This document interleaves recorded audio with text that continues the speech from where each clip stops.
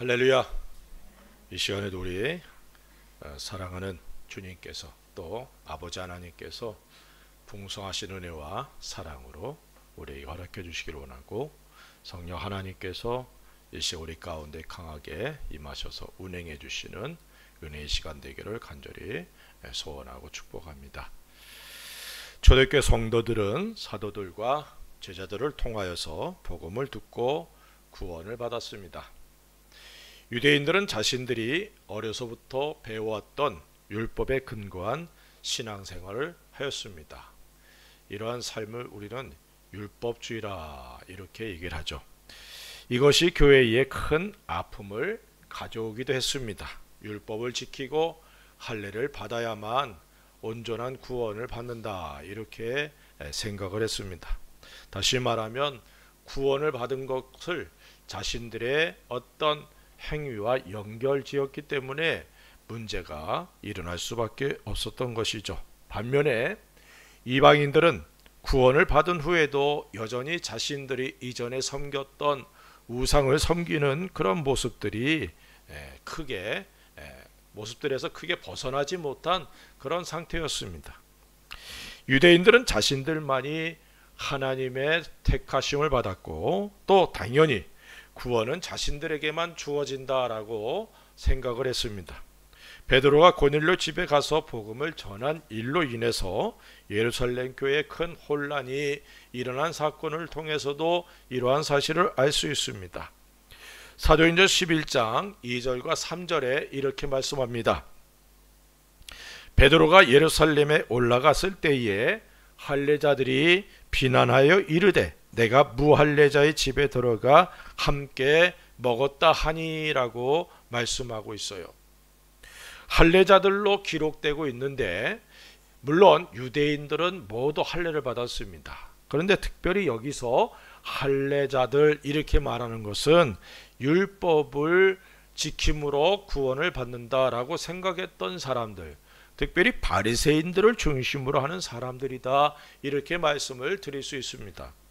물론 유대인들 모두가 할례를 받았지만 구원과 관계에서는 하나님의 은혜로 믿음으로 구원받았다는 사실을 많은 사람들이 다 알고 있었죠. 하지만 이렇게 잘못된 생각을 갖고 있었던 사람들로 인해서 교회에 큰 어려움이 일어나게 됩니다. 이럴 때에 베드로가 성령 하나님께서 자신들에게 임하셨던 것처럼 그들에게도, 이방인들에게도 임하였다. 그래서 구원은 오직 믿음으로 얻게 된다는 사실을 다시 한번 확인하고 강조합니다.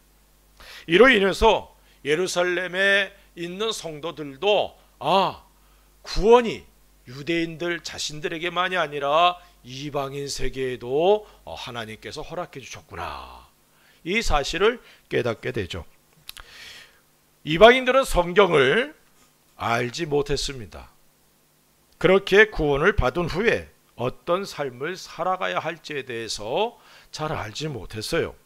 그래서 바울은 서신서를 통해서 그들이 구원을 받은 후에 어떤 삶을 살아가는 것을 하나님께서 원하시는지에 대해서 가르칩니다. 우리들도 구원을 받은 후에 성경의 말씀을 통하여 과연 그리스도인은 어떤 삶을 살아야 되는지에 대해서 배워가는 것이죠. 내가 생각하기에 이렇게 하면 하나님 기뻐하실 거야, 이것이 아니라 하나님께서 기뻐하시는 것은 무엇이지? 그것을 배워가고 알아가면서 내 삶을, 나의 모든 것을 그곳에, 그 말씀에 맞춰가는 겁니다. 이것을 우리는 성화 되어간다 이렇게 말하는 거예요. 자신의 기준이 아니라 하나님 말씀이 기준이 되어야 된다는 사실을 잊지 않기를 바랍니다. 나름대로는 신앙생활 잘한다, 이게 얼마나 무서운 얘기인지 몰라요. 자기 기준대로 잘하고 있어. 하지만 하나님께서 보실 땐 그렇지 않을 경우들이 많다는 것이죠.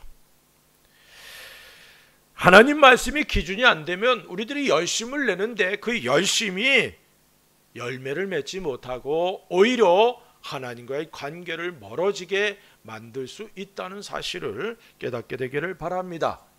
주님 앞에 섰을 때 부끄러움과 책망을 받을 수도 있다는 사실을 우리가 늘 마음에 새기고 살아가야 된다는 것이죠. 주님을 위해서 헌신하며 충성하는 삶은 결코 헛되지 않다는 사실을 믿고 주님이 기뻐하시는 삶을 살아가기를 원합니다. 오늘은 말씀을 통하여 그리스도인으로서 어떤 삶의 자세를 갖고 살아야 되는지 본문을 통해서 말씀을 살펴보기를 원합니다. 14절에 이렇게 말씀합니다. 너희를 박해하는 자를 축복하라. 축복하고 저주하지 말라. 첫 번째, 우리들이 구원을 받은 그 순간부터 하나님께서 원하시는 것은 축복하는 삶을 살라는 거죠. 축복해라. 구원을 받은 그 순간부터 신앙생활은 시작이 됩니다. 그리고 그 길은 좁은 길이고 좁은 문이다 라고 성경은 표현하고 있어요. 사람들이 잘 가지 않는 길이고 그리고 잘 들어가지 않는 문이다. 다시 말하면 신앙생활 그 자체가 결단코 평탄한 삶이 아니다 라는 것을 여기서 말씀해 주고 있습니다. 초대교회 성도들은 유대인이나 이방인들을 망라하고 핍박을 받았죠.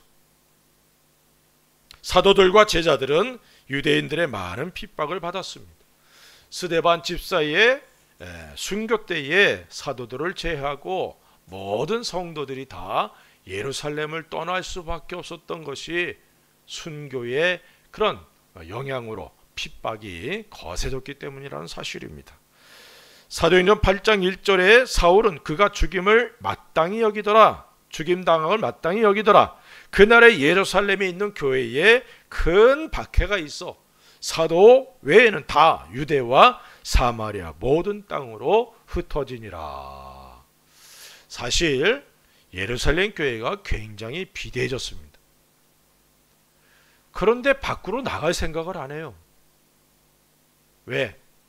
여전히 구원은 유대인들에게만 있다라고 생각을 하고 있으니까. 그래서 스데반 집사의 순교가 계기가 되어서 하나님께서 흩으십니다. 그래서 유대 땅, 사마리아, 갈릴리 그리고 나아가서는 이방인 세계에 복음이 전해지게 되는 그런 계기가 되죠. 어쨌든 예루살렘 교회가 이렇게 다 흩어지게 된 원인은 큰 핍박이 있었기 때문이다. 이렇게 말씀하고 있어요.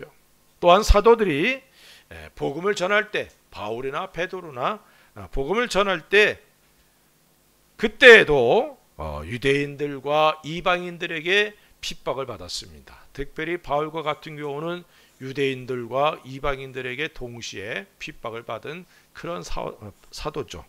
사도행전 19장 27절에 우리의 이 영업이 천하해질 위험이 있을 뿐 아니라 큰 여신 아데미의 신전도 무시당하게 되고 온 아시아와 천하가 위하는 그의 위엄도 떨어질까 하노라 하더라.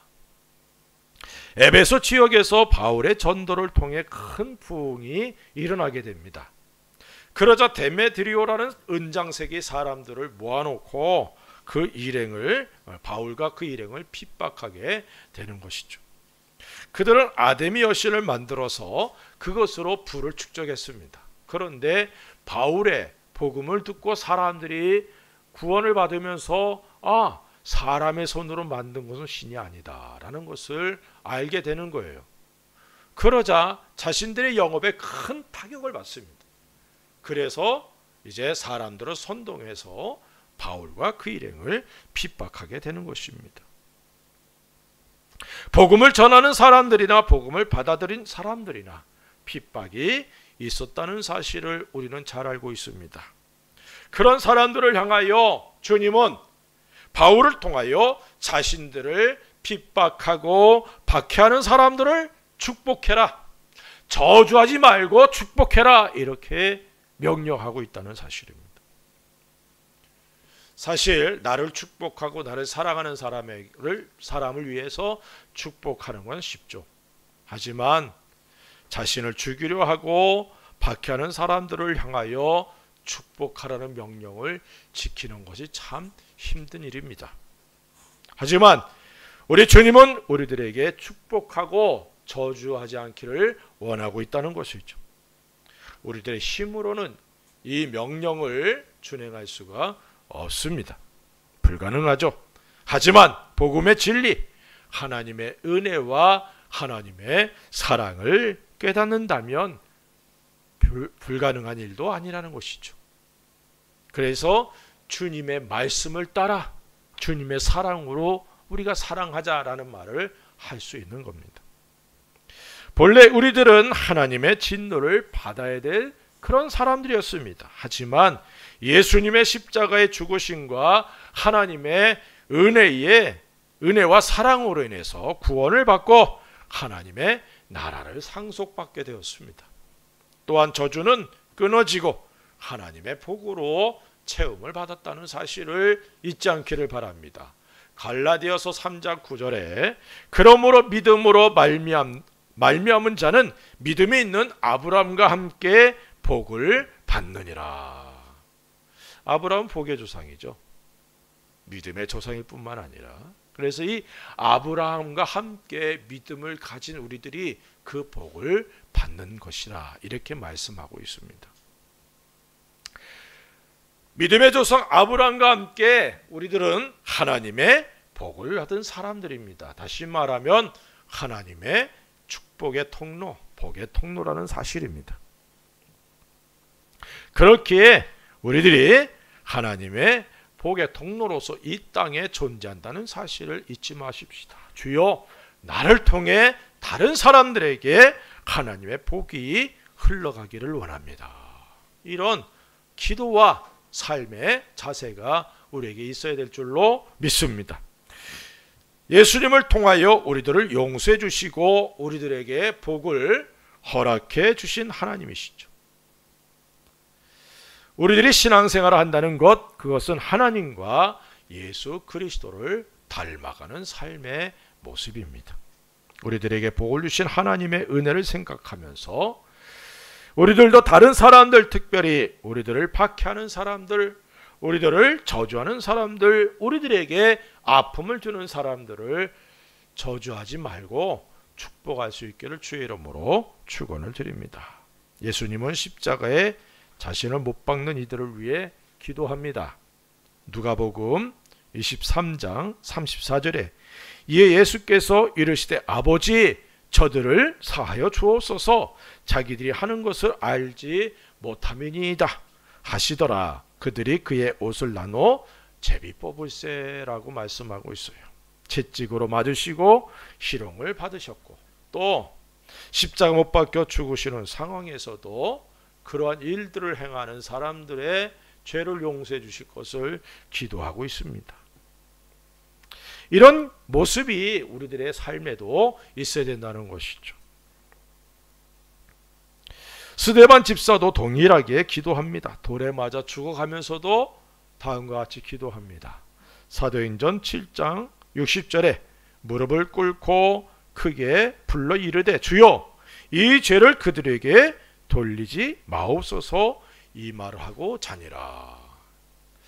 돌에 맞아 죽는 상황은 상당히 억울한 상황입니다.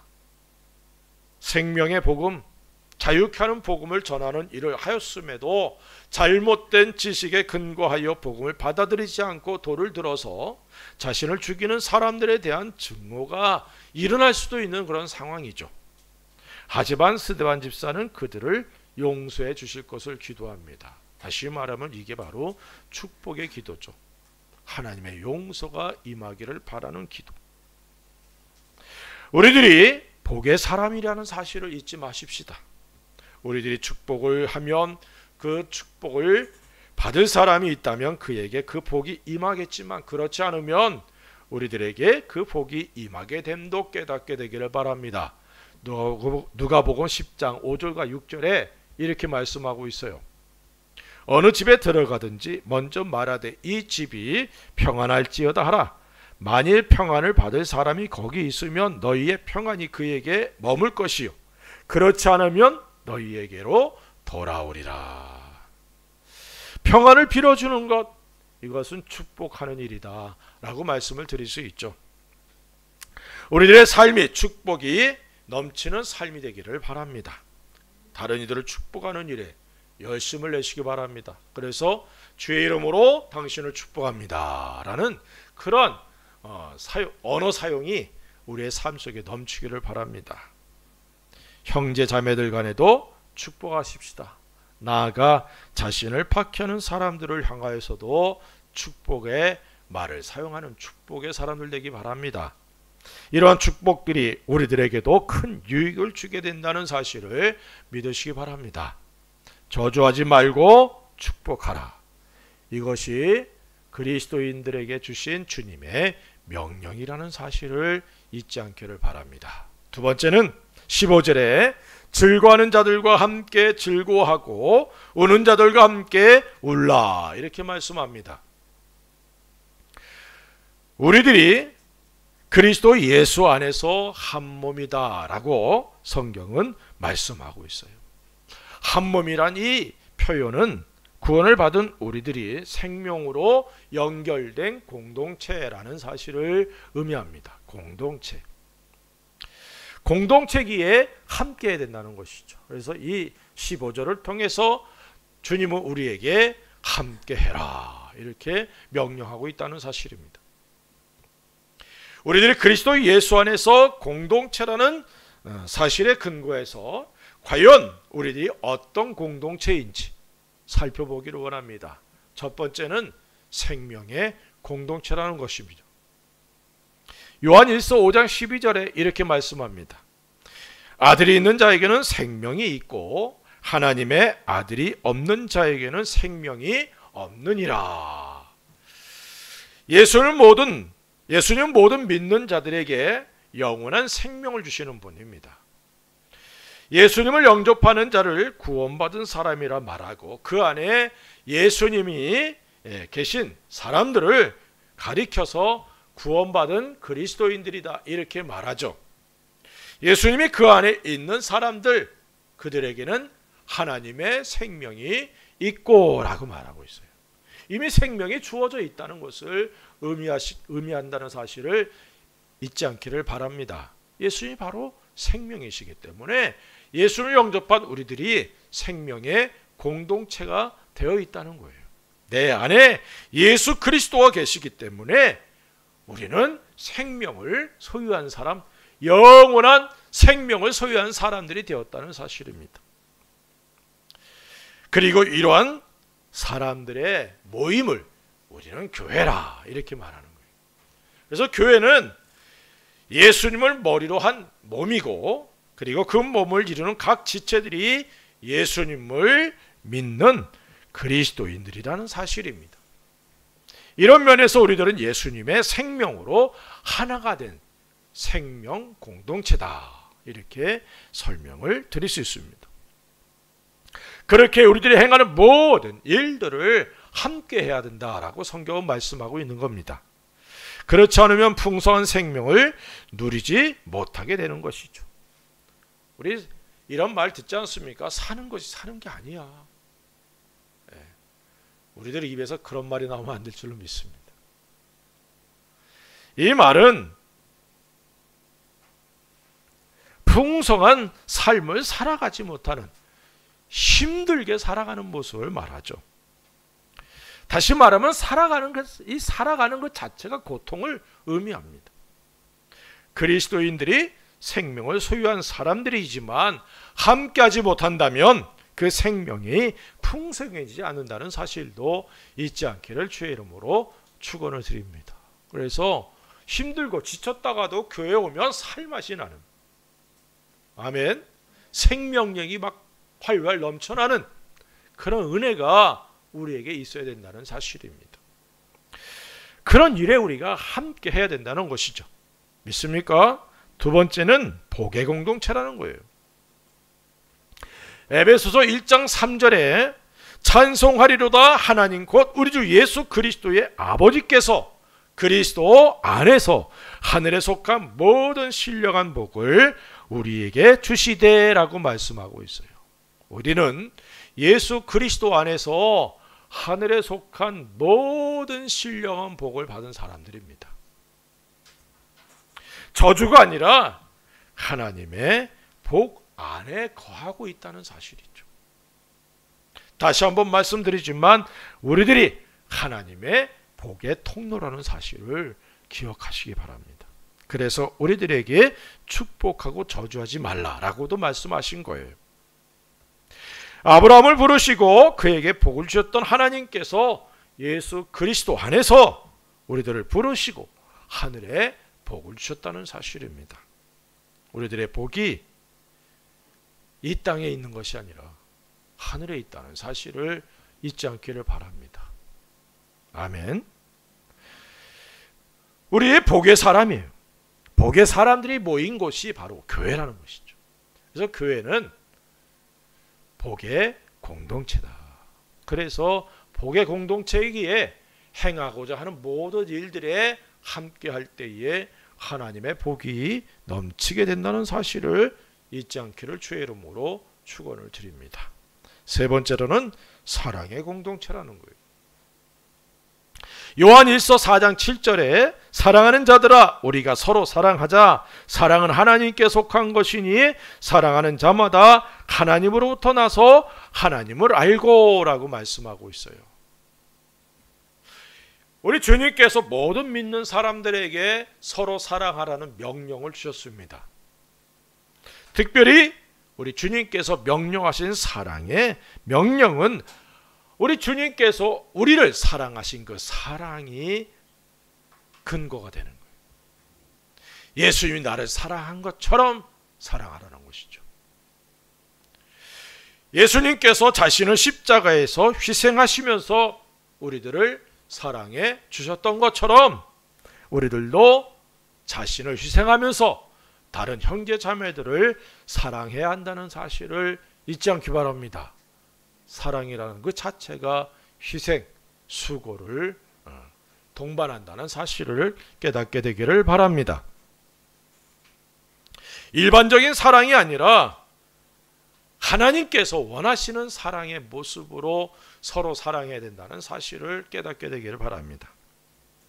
그리고 이 사랑을 하도록 선택받은 사람들이 바로 우리들이라는 사실을 잊지 않기를 바랍니다. 다시 말하면 우리들은 이미 예수님의 사랑을 받았기에 그 사랑으로 다른 이들을 사랑할 수 있는 은혜, 사랑할 수 있는 힘이, 사랑이 우리에게 주어져 있다는 사실이에요. 그래서 주님의 사랑으로 서로 사랑하는 그런 우리가 되어야 될 줄로 믿습니다. 우리를 한 몸으로서 사랑하는 일, 이 일에 하나가 되어서 함께 할 때에 하나님의 사랑의 빛을 갚아나가는 그런 삶을 살게 되는 것이죠. 일방적인 사랑이 아니라 서로 사랑하라는 말씀을 귀담아 듣고 마음에 새길 수 있기를 주의 이름으로 부탁을 드리고 사랑하는 일에 함께하는 저와 여러분들이 되시기를 주의 이름으로 축원을 드립니다. 네 번째는 영광의 공동체라는 거예요. 영광의 공동체. 로마서 8장 17절에 이렇게 말씀합니다. 자녀이면 또한 상속자 곧 하나님의 상속자요 그리스도와 함께한 상속자니 우리가 그와 함께 영광을 받기 위하여 고난도 함께 받아야 할 것이니라. 본래 우리들은 하나님의 진노를 피할 수 없는 존재였습니다. 하지만 하나님과 예수 그리스도의 사랑으로 인해 구원을 받고 하나님의 자녀가 되었습니다. 또한 이 땅에서 하나님의 뜻을 이루도록 우리들이 택함을 받았다는 사실입니다. 우리들이 주님의 뜻을 이루어 나갈 때에 힘들고 어려운 과정과 고난들이 있다 할지라도 영광이 준비되어 있다는 사실을 잊지 않기를 주의 이름으로 축원을 드립니다. 주님의 뜻을 이루어 나가는 일에는 자신을 희생하지 않고는 불가능하죠. 구원받기 이전의 모습으로는 하나님의 뜻을 따라 살아갈 수 없습니다. 자신을 부인하고 하나님의 뜻에 자신을 복종시켜 나가는 삶, 이것은 고난의 삶이라 이렇게 말씀을 드릴 수 있죠. 그러나 그 고난을 통하여 하나님 앞에서 영광을 얻게 된다는 것입니다. 그와 함께 영광을 받기 위하여 고난도 함께 받아야 된다라고 말씀하고 있음을 잊지 않기를 바랍니다. 고난이 없는 영광 없다는 사실을 우리가 늘 깨닫게 되기를 바랍니다. 지금 패럴림픽이 계속 진행되고 있죠. 신체적으로 부자유스러운 그런 몸이지만 그들은 뼈를 깎는 정말 정상인보다 더 힘든 과정들을 겪어나가면서 훈련하고 그리고 도전해서 메달을 따기도 하고 또 참가했다는 그 자체가 얼마나 큰 도전이 되는지 모릅니다. 감동이 되기도 하고. 고난이 없이는 영광이 없다는 사실을 우린 너무나 잘 알지 않습니까? 그래서 영광의 공동체기에 우리들이 영광을 함께 받도록 고난에도 함께 할 수 있어야 된다는 사실을 깨닫게 되기를 주의 이름으로 축원을 드립니다. 영광의 비밀을 알고 있었던 믿음의 선배들은 주님으로 인해 받게 되는 고난을 피하지 않았어요. 그 자리가 생명을 잃을 수 있는 환경이라 할지라도 그것을 피하지 않았다는 사실입니다. 수많은 그리스도인들이 자신의 생명을 아끼지 않고 복음의 불모지에 복음을 전하며 피를 흘렸습니다. 그 열매들이 바로 우리들 아닙니까? 그 누군가가 피를 흘리며 복음을 전했기에 그 복음이 대대로 우리들에게까지 흘러왔고 그 복음을 통해 내가 구원을 받았다는 사실을 잊지 않기를 바랍니다. 그런 고난이 영광으로 연결된다는 사실을 잊지 않기 바랍니다. 주님을 위해 고난을 받으면 영광을 얻게 된다는 사실을 잊지 말고 이러한 일에 함께하는 공동체로서 부족함이 없기를 주의 이름으로 축원을 드립니다. 우리들이 함께해야 한다는 사실을 마음에 새길 수 있기를 바랍니다. 특별히 오늘 본문에는 즐거워하는 자들과 함께 즐거워하고 우는 자들과 함께 울라라고 말씀하고 있어요. 기쁨과 슬픔, 아픔과 행복을 함께하는 공동체가 우리들이라는 사실을 믿으시기를 바랍니다. 하나님의 가족으로서 모든 일들을 함께하는 우리들이 될 수 있기를 주의 이름으로 부탁을 드립니다. 세 번째는 16절에 이렇게 말씀합니다. 서로 마음을 같이 하며 높은 데 마음을 두지 말고 도리어 낮은 데 처하며 스스로 지혜 있는 채 하지 말라. 우리 주님께서는 우리들에게 겸손할 것을 명령하고 있어요. 겸손해라. 높은 데 마음을 두지 말고 도리어 낮은 데 처하라는 주님의 말씀을 통하여 이러한 사실을 알 수가 있습니다. 그리스도인들의 궁극적인 목표, 그것은 예수님을 닮아 나가는 것이다 라고 말씀을 드렸습니다. 이것은 주님의 명령이기도 하죠. 그리고 우리 주님이 바로 겸손하셨다는 사실입니다. 마태복음 11장 29절에 나는 마음이 온유하고 겸손하니 나의 멍에를 메고 내게 배우라. 그리하면 너희 마음이 쉼을 얻으리니 라고 말씀하고 있어요. 예수님이 친히 나는 겸손하다 라고 말씀하셨어요. 이 겸손은 하나님 앞에서 자신을 온전히 낮추는 것을 의미합니다. 보이지 않는 하나님 앞에서 자신을 낮추는 자세를 갖게 된다면 당연히 보이는 사람들 앞에서도 겸손하게 자신을 낮추게 되는 것이죠. 하나님을 인정하지 않는 사람이 사람들을 무시하고 자신을 높이는 일들이 대부분입니다. 그래서 사람들을 속이고 거짓을 말하고 거짓된 영광을 추구하는 것이죠. 그런데 문제는 그리스도인들도 자신도 모르게 마음이 높아지고 교만해지기도 한다는 사실이에요.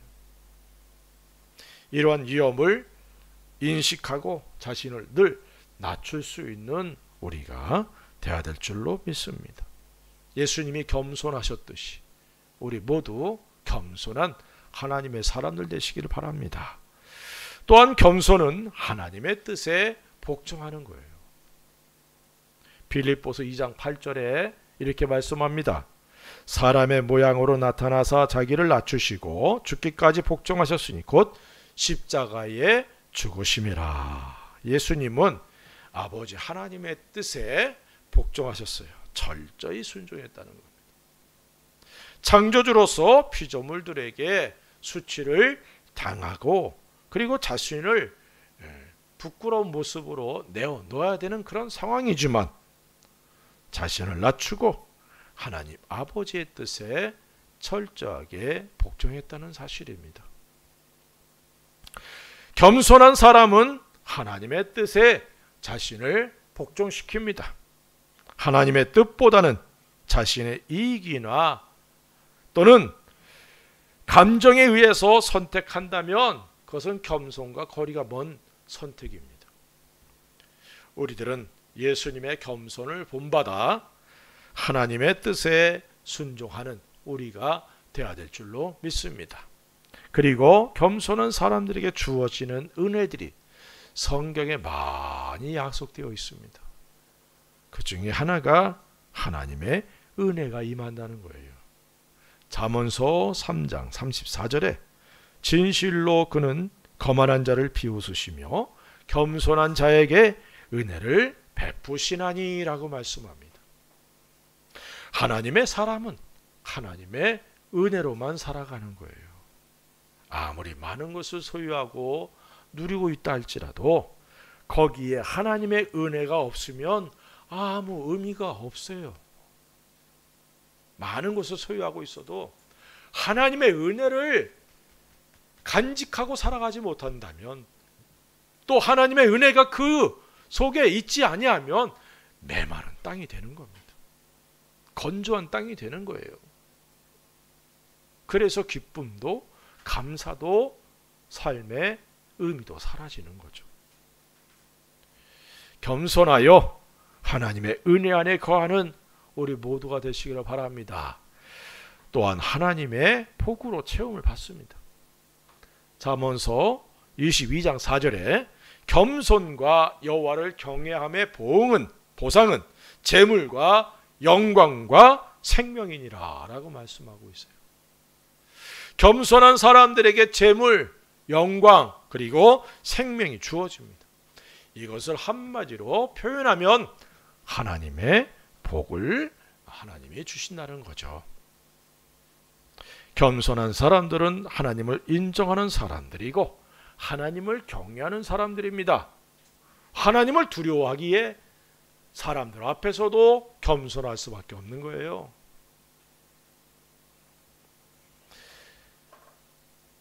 그렇게 하나님께서 주시는 재물과 영광으로 범죄하지 않습니다. 선한 청지기로서 사명을 잘 감당하게 되는 것이죠. 하나님께서 자신에게 어떤 귀한 것들을 주셨다면 그것으로 주님을 위해서 어떻게 섬길지, 형제 자매들을 어떻게 섬길지, 교회를 어떻게 섬길지 생각할 수 있는 사람이 되어야 된다는 사실을 잊지 않기를 주의 이름으로 축원을 드립니다. 이러한 사람들에게 계속해서 하나님의 은혜와 하나님의 복이 임하게 된다는 사실을 믿으시기 바랍니다. 베드로전서 5장 6절 이렇게 말씀합니다. 그러므로 하나님의 능하신 손 아래에서 겸손하라. 때가 되면 너희를 높이시리라. 하나님의 능하신 손을 믿고 겸손한 우리들이 되십시다. 겸손하여 하나님의 일하심을 보며 영광을 돌리게 되는 우리가 될 수 있기를 바랍니다. 우리들이 구원을 받은 것은 끝이 아니라 시작이라는 사실을 잊지 마십시다. 구원을 받은 후에 하나님께서 우리들에게 여러 가지 요구들을 하고 있다는 사실을 우리는 성경을 통해 알 수 있어요. 그리고 그 이유들을 우리는 잘 압니다. 저주가 아니라 축복하며 형제 자매들과 함께하고 또 겸손할 것을 오늘 말씀을 통해 배웠습니다. 우리들의 예수 그리스도 안에서 한 몸인, 우리들이 한 몸인 공동체라는 사실을 잊지 마십시다. 주님의 뜻을 이루고 명령에 순종하여 하나님께 영광과 찬송을 돌리는 우리의 삶이 되기를 우리 주 예수 그리스도의 이름으로 간절히 축원합니다. 기도하십시다. 우리 같이 한번 기도합시다. 주여, 내가 오늘 말씀을 통해 알게 된 것처럼 주여, 내가 축복의 사람, 그리고 함께하는 사람, 또 겸손한 사람 되기 원합니다. 주님, 내가 바로 하나님께 복을 받은 사람이요, 또 내가 이제 하나님께 선택받아서 공동체로 이루고 있다는 것, 생명의 공동체, 복의 공동체, 그리고 사랑의 공동체며 영광의 공동체라는 사실을 잊지 말고 하나님께서 원하시는 겸손한 삶을 살아서 하나님의 은혜가 늘 충만하고 하나님의 복으로 채움받는 내가 되기를 원하여서 우리 같이 한번 기도합시다. 할렐루야. 아버지 하나님, 감사와 찬송 돌립니다. 이 시간에도 우리가 주의 말씀을 통해서